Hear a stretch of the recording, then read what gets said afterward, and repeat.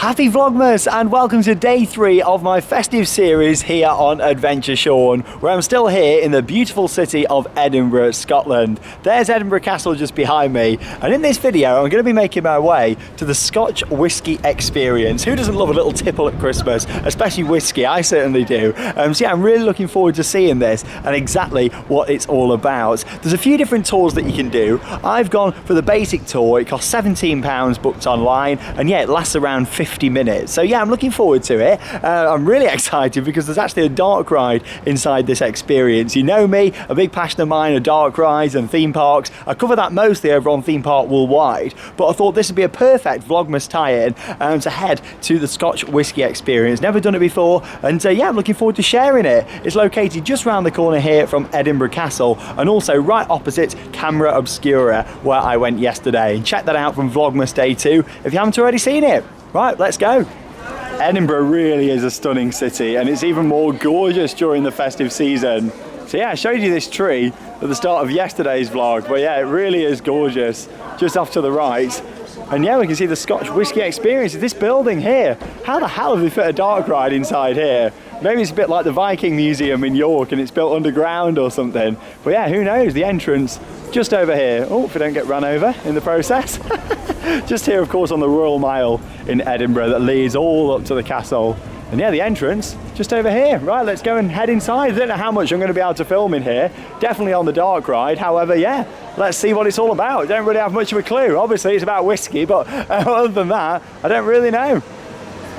Just before I head inside, I've just spotted this sign out the front, so I thought I'd show you it. And yeah, it tells you all about the Scotch Whisky Experience. You can enjoy one of the gold, silver or platinum tours. I've booked onto a silver tour that lasts around 50 minutes. And yeah, we'll discover the world of whisky making, explore Scotland's whisky producing regions, and learn all about the creation of the famous drink as well. And yeah, there's a look inside. Blimey, that is quite a whisky collection, isn't it? So yeah, I can't wait to show you that. Let's go and get in. Here we go, starting off then on the barrel ride just here. Look at this. Starting the experience, off we go. Look at the state of me.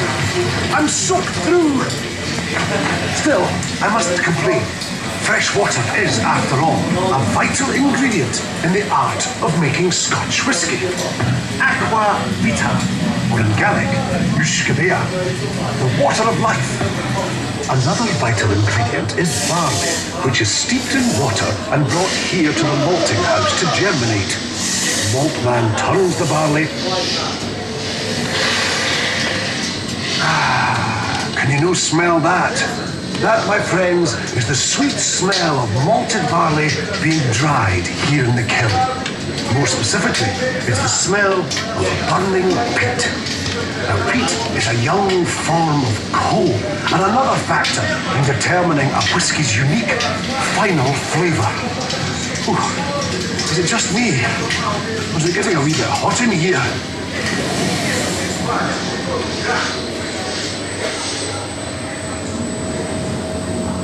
Oh, it's yourself.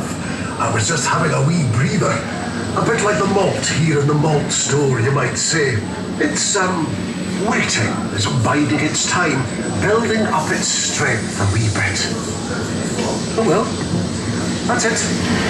Onwards and upwards. Well, downwards anyway.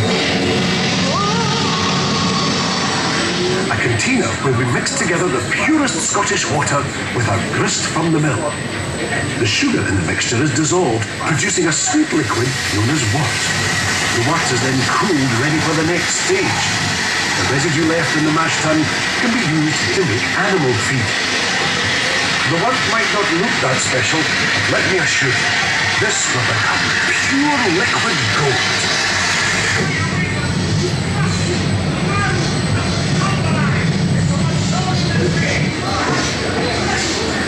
So what, I hear you ask, is the one magical ingredient which helps turn a malty, sugary wort into something with, well, let's say, a wee bit more of a kick to it? Well, the answer is right here. This is yeast.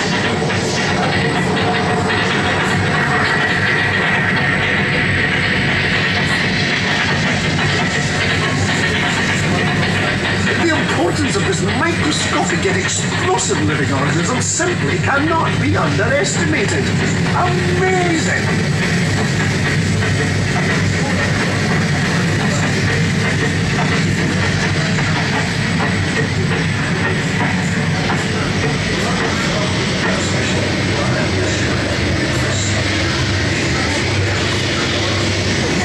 This is the wash tank, where yeast meets what and sugar turns to alcohol in a process known as fermentation. A heaving maelstrom of heat and foam.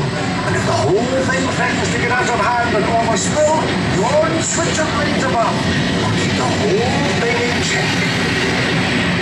And don't be taking too deep a breath in here, by the way. The vapors produced can flare pack a punch.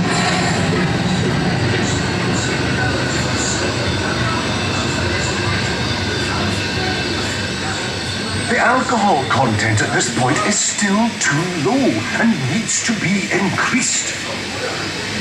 We do this during distillation. Now, pay attention. The liquid is heated in a pot still, and because alcohol boils at a lower temperature, it separates from the water. The vapor rises up the neck and is cooled and condensed back into a liquid by a copper coil immersed in cold water, known as the wine. Here we see the cooling and condensing process in action. The liquid is now known as low wine, but it needs to be distilled again to further increase its alcohol content. And that takes place here, in the spirit still. Each distillery has its own unique shade of copper pot still. Another factor in ensuring that each distillery produces its own unique flavour of Scotch whisky. By now, the liquid is so strong, it has to be kept under lock and key by customs and excise. Here in the spirit safe, the still man weaves his magic by judging precisely when to send the first part of the run, or 4 shots, and the last part of the run, or feint, back to be distilled again. Meanwhile, the middle cut, or heart of the run, is sent to the spirit receiver. But it's still not Scotch whisky. Oh no, not for a long while yet.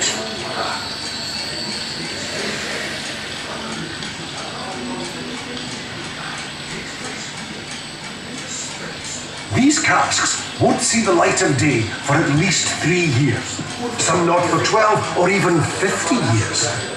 During this period of maturation, a whisky's unique final flavour is further enhanced by the wood of the cask that it's stored in. Its clear colour changed to a golden hue.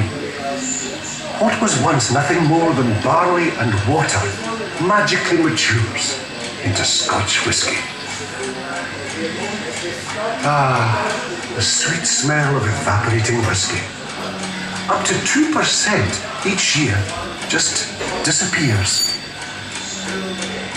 The angels share, they call it. Ah well, I'm away to join the angels myself. Slanjava. How cool was that, the little dark ride? So yeah, we've got a tour guide that's going to be taking us round. He put us on there. It was about a 10-minute experience actually. And yeah, we're continuing now on with the tour. But now I'll talk more about that when we come out. Let's carry on. So you've got all of the information boards just here as well. And yeah, this is quite interesting. Didn't know this. The life of a cask. So yeah, by law, Scotch whisky must mature in oak casks for a minimum of 3 years. And there you go. You can see how it draws some of the flavour and colour from the wood of the cask as it matures just here. Yeah, there you go, 25 years on. Look at it just down here. Yeah, really fascinating. Didn't know that. Yeah, love learning new things. That's what this channel is all about. Yeah, fascinating. Loads more information just here as well. 180 litres can fit in the barrel on the right. 500 litres in that one. What we're going to do in this room is go through the 5 whisky producing regions that we have here in Scotland. So what we're going to do is we'll start in the Lowland region, yellow, purple the Highlands, blue Speyside, the green Campbelltown, and the red Islay. With industrial heritage and history, and the capital city of Edinburgh, with majestic castle and the Royal Mile running down to Holyrood Park. And Edinburgh is very much a historical and cultural hub for Scotland. Every year hosting the world's largest arts festival, the Fringe, and a military tattoo to help close it out. There's all this and more that bring visitors and tourists to Edinburgh. But it's not just in Edinburgh. The Forth Rail Bridge, which takes you across the River Forth onto the Kingdom of Fife, and almost to the Highlands. It's an area filled with spectacular mountain ranges, steep glens, hundreds of waterfalls, and deep freshwater lochs that cover the area, and a coastline to rival anywhere else on earth. And this dramatic landscape gives rise to a more complex and robust style of whiskies. It's not just natural wonder in the Highlands, Glenfinnan Viaduct from the Harry Potter films, and Elandon Castle give plenty of things to see should you ever visit. We created a whisky that was lighter in characteristics, gentler in print. And what people found is you can blend these lighter, gentler grains with the more flavoursome malts, and thus giving blending whisky.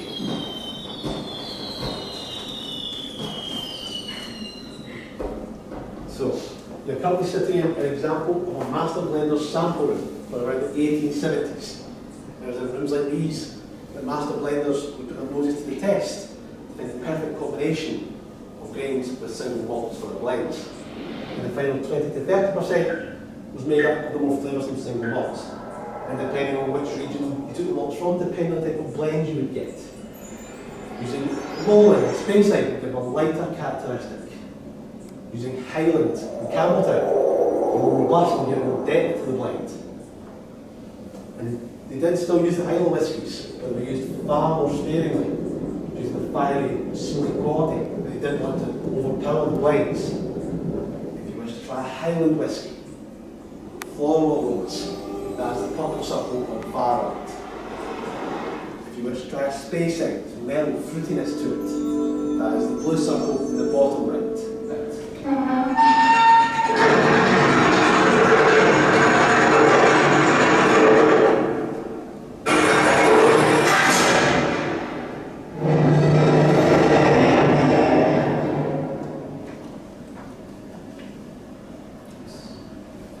Here we go then, really liked that system there. Got my whiskey just here to try, and here we are in the vaults. Wow, look at this. So many. How much money's worth in here. Crazy.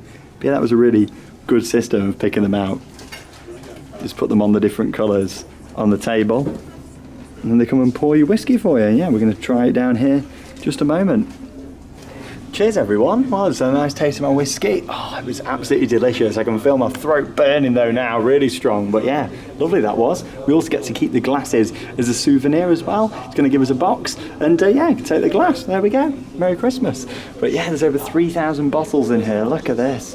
And all of them are unopened. Now, a lady's just asked a really good question, because some of them look like they're opened, but yeah, they're not. Like, that's just how they are. Absolutely crazy. And this is all one private collection. Now, I'd love to know how much money's worth there is here. However, it says that he doesn't know. So yeah, it's private, I think. These are the 6 original bottles just up here. Look at them. Yeah, an absolutely huge collection. Walking around here in the Scotch Whisky Experience, and yeah, this concludes our tour. And these are the 2 oldest bottles just here. On the left there, 1897, and on the right, 1904. Wow, and you can tell when you look at the age of the bottles as well. Crazy. Still not in that bad of a condition though. You think they'd be worse, wouldn't you, really? But yeah, who likes a good whiskey, especially at Christmas? Comment down below. Well, I've made it to the end of the tour then now, and yeah, that was really interesting. Just before I head outside, just thought I'd show you the bar that they've got down here, and more bottles as well. Beautiful, isn't it? But yeah, what a setup. Great bar area in here where you can just spend as long as you want at the end of the tour. Just thought I'd show you the awesome shop they've got here as well. Look at the size of this. Love the wooden Christmas tree down there with all the lights on. And yeah, you can pick up some Scottish whisky. I tell you what, I learned so much during that. I really enjoyed it. 50 minutes, just perfect as well. You can do more though. Like I say, there's a couple of other tour options. All depends really how much you want to learn, and also, most importantly, how much you want to taste.